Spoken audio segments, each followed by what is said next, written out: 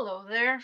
Today we're going to be looking at exercise 18.1 from our Murach's Python book. And this is the chapter about creating a GUI, a graphical user interface, to work with our Python programs. So excited about that. This activity requires us to take an existing starting code, and we'll take a look at that next, and basically duplicate the calculator in two windows so we can do a side-by-side comparison. So we start out with two files. One is the business.py file, and this one is the module that will be imported into our UI.py folder file. So you can see this is the main driver of our program. We are importing our business.py module right there, and we are importing our GUI, including the TTK and the message box aspects of that module as well. So let's go ahead and run this. Note that I am using VS Code to run this program. Because it is a GUI, it is intended uh, for working in your operating system. So this is not something that we can easily run in a web-based tool that we have been using our other programs with. So if you haven't already downloaded VS Code and installed Python, then you'll want to do that before you open these files and run your Python program.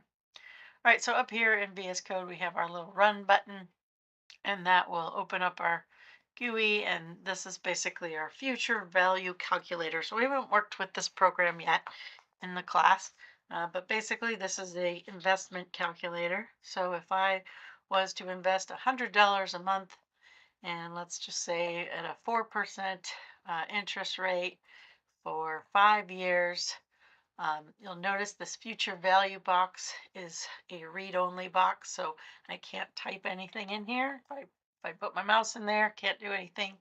Um, when I press calculate, it is going to call my program, and then it will go ahead and calculate what the value of my investment will be after 5 years.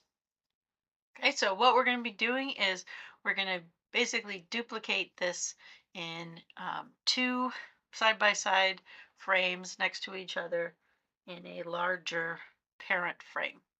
But let's take a look at the actual code first. So with our business.py, this is what we're doing to actually make all the calculations. So we are pulling out the values from the GUI, the monthly investment, the interest rate, and then the years, and then we are using those to calculate the future value, and then we're returning future value. And all of that is going to be displayed in our GUI using the UI program. Okay, so from here, we are building out our frame, and we are setting we're setting string variables for the four different values that will be calculated in our calculator. And then from there, we are getting the information and um, binding our variables to the particular controls in the GUI. Okay, so that is what we are doing here. We also have some validation in here. So in the event that we do not put in the correct data type, so if we put in a word instead of a number, then we'll get these, we'll have a try and accept, and it will give us an error message. So let's test that out real quick. But here at the bottom, this is basically building our GUI and setting our title for our little calculator GUI, and then we'll start running the program. So again, let me go ahead and run this one more time.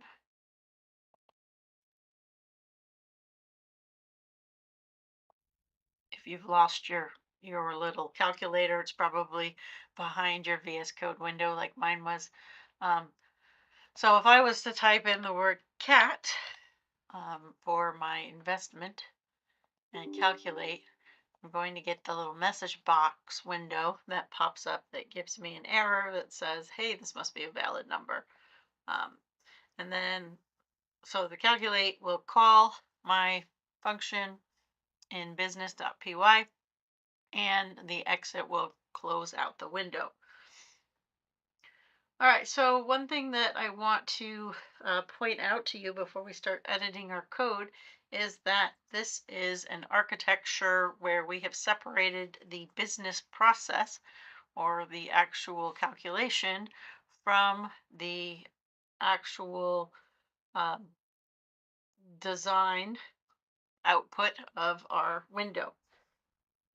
So this is a presentation layer. The GUI is the presentation layer, and business.py is our business logic. So you can run that business.py without having the UI. You can run, you can build this to just be like a regular program like we've been doing so far. But this is the separation of how the business logic is separated from the presentation layer. And that is a very important concept to understand in our development process. And because of this, we'll be able to um, make these multiple calculators without changing too much code. So let's go ahead and get started with the code that we're going to be changing. So what we're doing here is, notice our window is just a tiny little window, and we basically want to pull this out into a larger window. So I'm going to build out a parent frame to get this to work. And then within that parent frame, I'm going to have two of these future value frames. So note that these are called, note the naming conventions on things. So this is called a future value frame. That is just for the one box that has the calculator in it. And so I'm going to build a parent that's going to be called future value frames. So that will be a plural. And we're going to go ahead and build that in first. So I'm just going to put this at the top.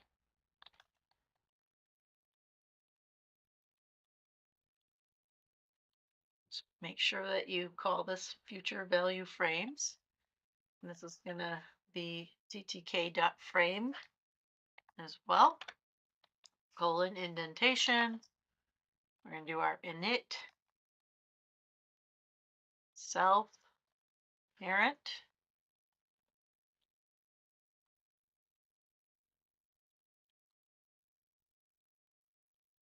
Those are underscores, two underscores. Oops.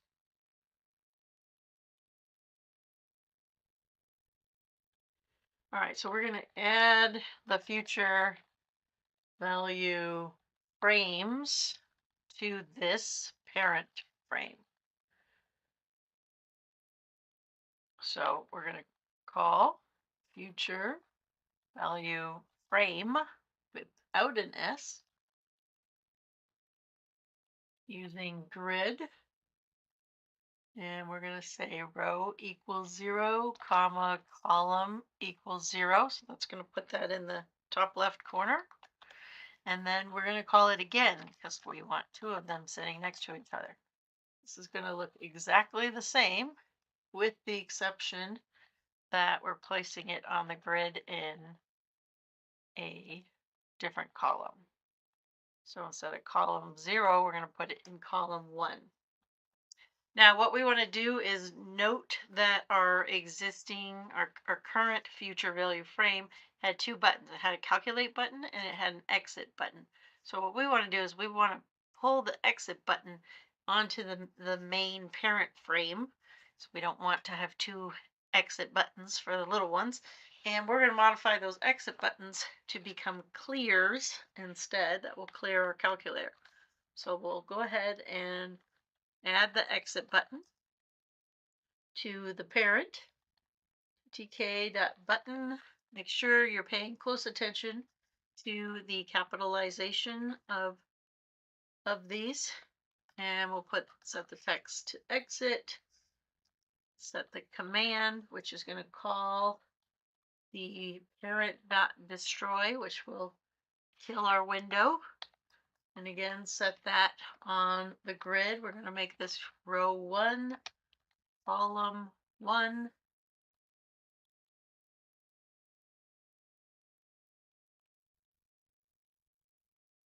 A little bit of padding in here.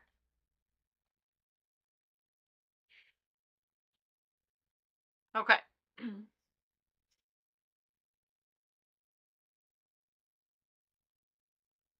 So we are creating 2 instances here of the same class. Row 0, that means they're going to be side by side. This one, column 0, will be on the left. Column 1 will be on the right.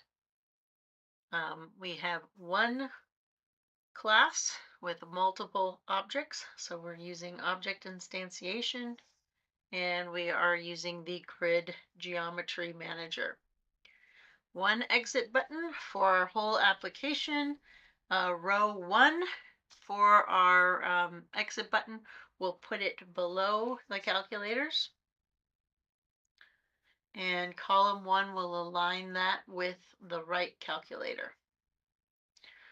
Okay, and then now what we need to do is we need to make some changes to the future value frame. The first thing that we need to do is get rid of self.pack. So delete that line. So that line used the pack geometry manager, but we are going to use the grid geometry manager to position us so we can't mix pack and grid in the same container. So we are deleting self.pack. Then we're going to change the exit. So note that we have exit buttons here at the bottom.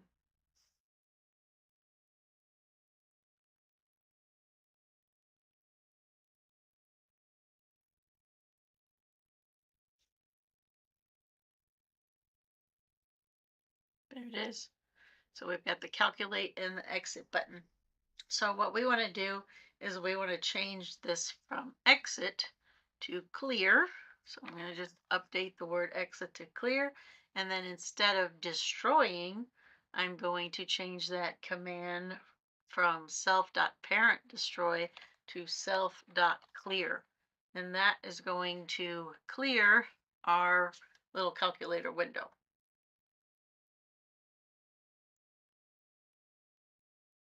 So remember that these buttons have callbacks that will trigger a specific method.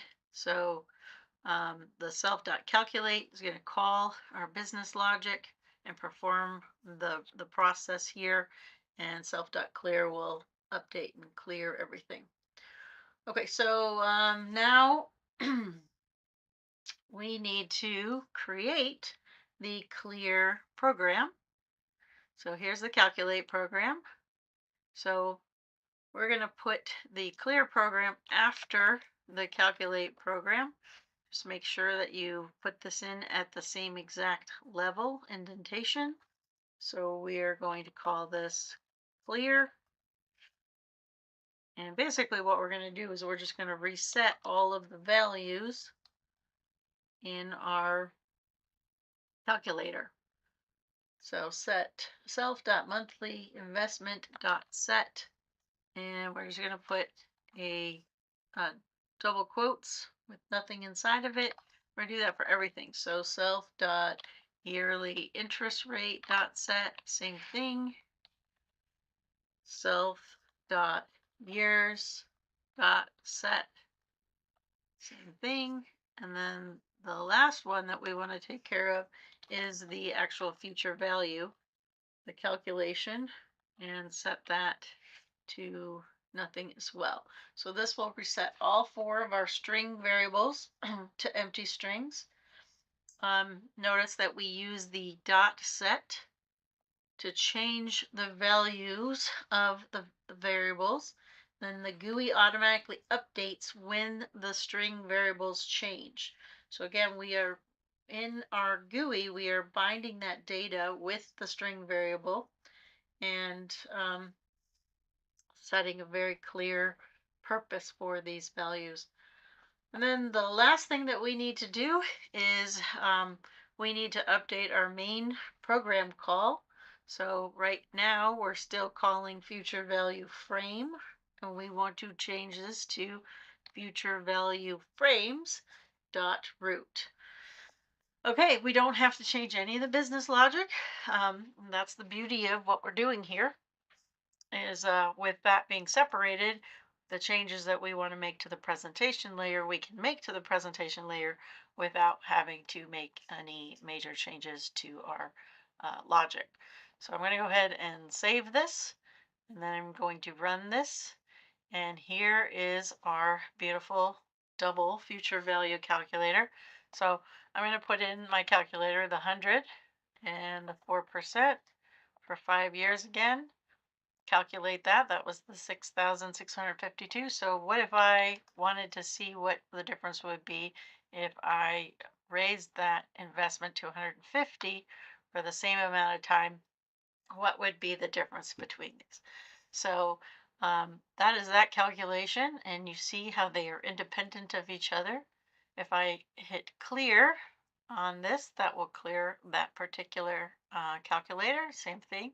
I want to try with $250 and 4% for 5 years. Calculate, and then maybe $400, 4%,